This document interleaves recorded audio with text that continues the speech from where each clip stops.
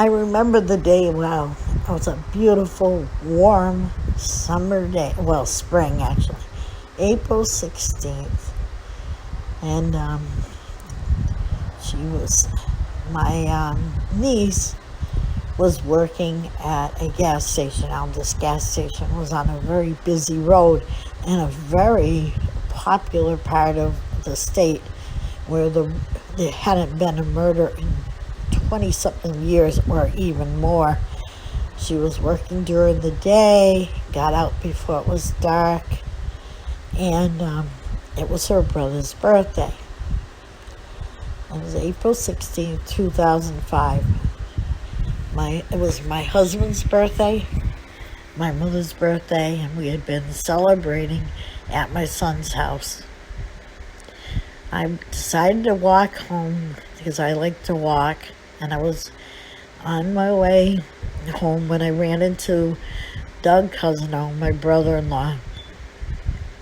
We were talking on the porch and visiting for a few minutes when I saw a lot of movement going on. I went home to avoid it, and I was downstairs, still hadn't gotten out of my car when my daughter ran out to me and said, "Ma, Ruthie's on the phone." She said it's really important. It was then that my life changed. She told me that my niece, Brandy, and my great-nephew had been murdered at the Deerfield gas station.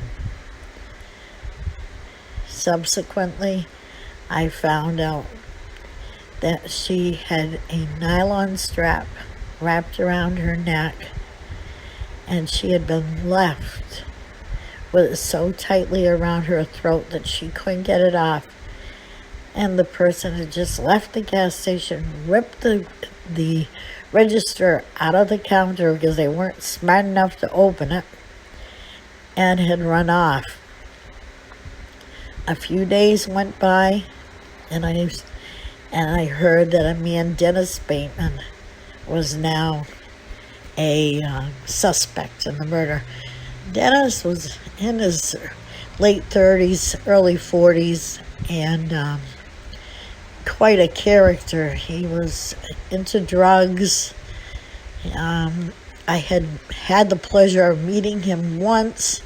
That was at bingo. He was playing bingo, and he had left halfway through the game. That night, around 11 o'clock, a woman called, and she wanted to speak to my husband. Well, being the jealous person I am, I said, "Why?" And she told me that Dennis Bateman had been sitting next to her at bingo, and she wanted to know if my husband knew him or not because he had stolen money out of her jacket. Well, that was the only contact I ever had with the man prior to this time, and as you can tell, at this point, I was not interested. He was not the type of person I wanted to hang around with. So it turned out that Dennis had been at the liquor store and had stolen some liquor. Now, the worker at the package store's name was Gary Churchill, and I had gone to school with him. And he later became a witness at the trial. They had seen a blue van, which was in poor condition, that had been hand-painted with a paintbrush. Now, that sticks out like a sore thumb, and the police immediately knew who owned the car. They went over. They did not arrest him for the murder. They arrested him for stealing the liquor. The next day, his wife's in the paper claiming that people are racist, it's this, that. They had vandalized her car. It was a horrible situation that I did not want to get involved with. As the weeks progressed, DNA evidence showed that he was in the vicinity, he was involved, and also many people came forward and said that they had seen him at the gas station that day. He went on trial. I sat through the entire trial. Witness after witness stated that they knew, him, the DNA, everything showed up. Meanwhile, my niece was dead, and so wasn't my grandnephew.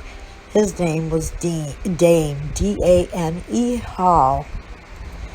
She was getting married to a man named Brian. She wasn't married yet, but he was the father, and it was just a terrible situation.